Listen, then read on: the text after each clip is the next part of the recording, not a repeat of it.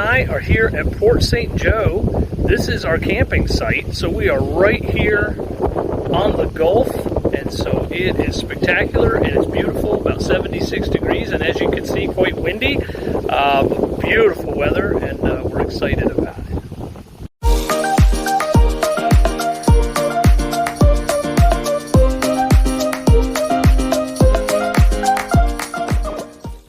So Port St. Joe, what an awesome little town. Has a great Piggly Wiggly grocery store, nicest one of those I've ever seen, and a great little downtown area to walk to, but the highlight is certainly the beach, and going around Cape San Blas and facing the Gulf. Just some wonderful beach time. It was a very, very beautiful place. Not very busy, certainly this time of year, which is early February. Just outstanding. We had such a great time. Such a beautiful place to visit.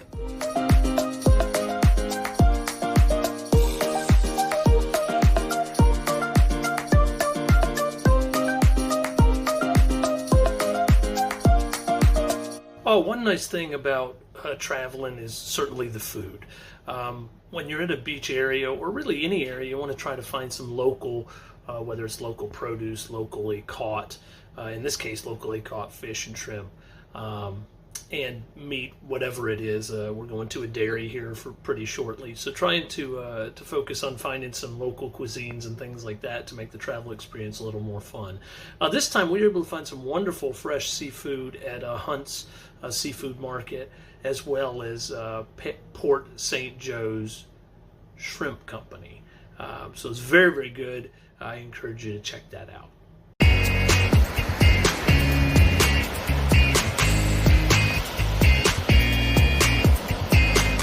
Let's see what Lila was up to on the beach trip. She had a lot of fun, first time ever seeing the ocean, and had a great time playing in the ocean when she figured that out, and is quite a character for sure.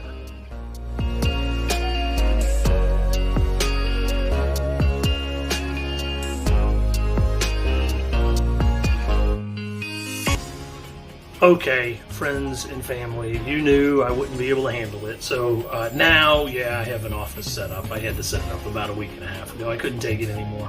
I made it almost 2 full weeks without working before I had to get an office and get to work in it. So here's a picture of it.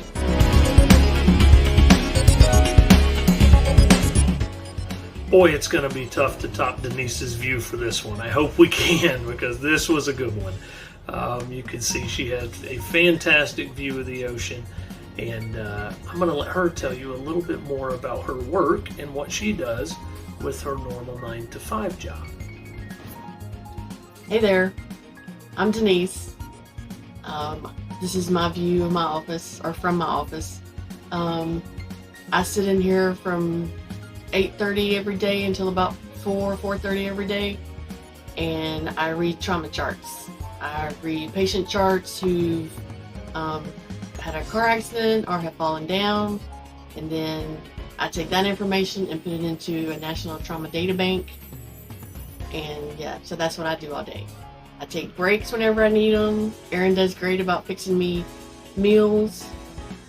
I visit with Lilo some and take her out for potty breaks and such. So yeah, and that mostly fills up my day. Okay, on my buddy Tony's advice, we went to Apalachicola and went to a place called The Station, which was outstanding. Fresh oysters, all sorts of great stuff there. Very cool place. You'll have to check that out. And we also ventured over to St. George Island, which is another beautiful area. So I got a couple of pictures to show you of that.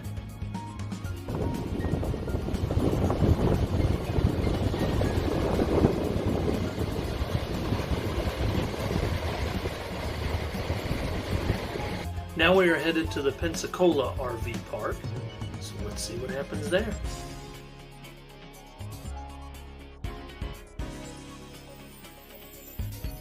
Well, we are pulling in at the Pensacola RV Park, just getting parked after leaving Port St. Joe. Getting set up now, and it is much cooler and really pretty outside. I'm looking forward to it. Many of you know I love going to diners, and I'm always on the quest to find the best diner. I have found a little travel tip, and I've been using it for a few years, and it's never let me down.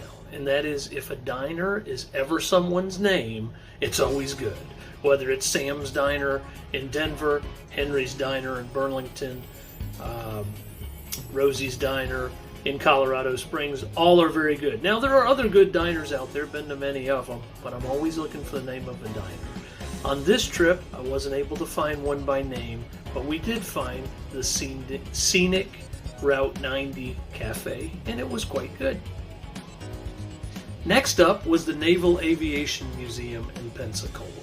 What an amazing thing to see.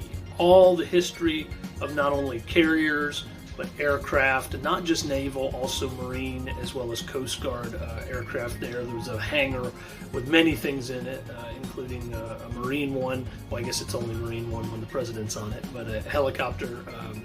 Just so much great stuff. Some neat pictures to show you. They do start when you walk in the museum. The floor is painted like a modern aircraft carrier, and then there's projected on the screen a plane landing on the carrier, and then later on in the museum is an old wooden deck on the floor that you're walking on. It's just a wonderful place, free admission. You just go to the naval base entrance there, and it is absolutely outstanding.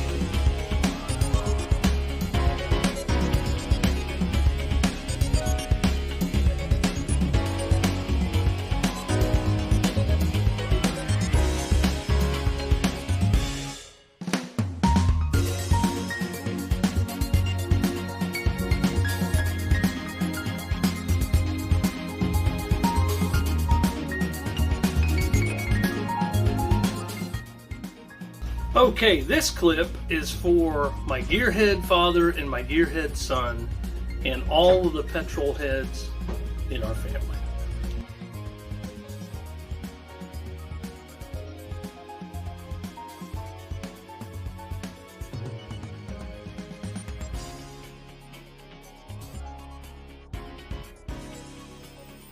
That wasn't tough enough. Let's try that again.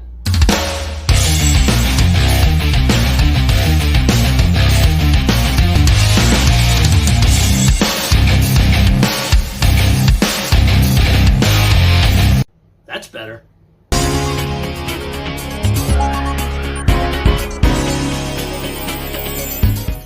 While we were at the Naval Aviation Museum and our time in Pensacola, unfortunately the Blue Angels are not currently flying, but the Blue Angels do normally fly from this area. And due to copyright reasons, I can't use Van Halen's Dreams, so be singing that in your head if you will, please, as you think of the Blue Angels flying up in the sky.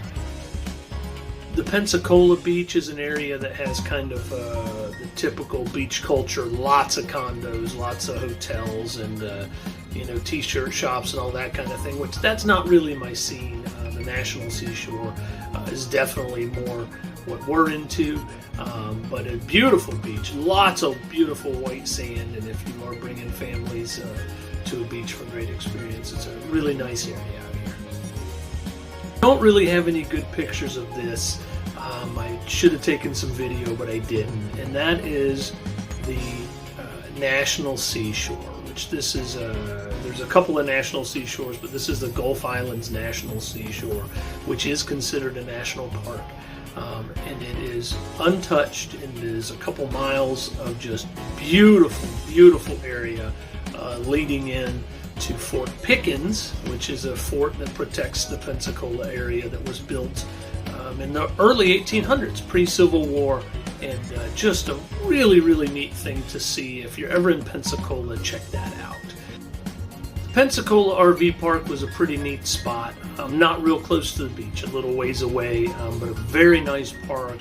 People were just very organized, super efficient and helpful, and it's a good location on the northern side of Pensacola, very close to I-10, so that was really nice, and a good area to walk the dog and that kind of thing. We, of course, it seems like every other time we leave, left again in the pouring rain. So we left Port St. Joe in the pouring rain, we left Pensacola in the pouring rain, and as we headed up to about 2 hours north of Pensacola, to Isaac Creek State Park in the Alabama forest. Quite a different experience, and I'll get into that next time.